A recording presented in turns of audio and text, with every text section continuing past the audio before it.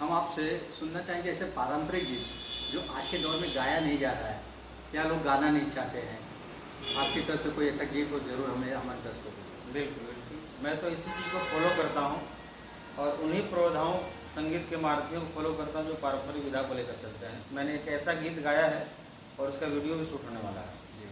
बिंदिया के मोल एल्बम का नाम है, हमारे ऑफिशियल चैनल पे, धर्मेंद्र राजभर ऑफिशियल पे। तो बहुत प्यारा गीत है, सुनने में आपको नहीं उस जमाने के गीतों को याद आ जाएगा। जरूर। बिंदिया के मोल सखी बुझे ना सजनवा, बिंदिया के मोल सखी बुझे ना सजनवा, कब ले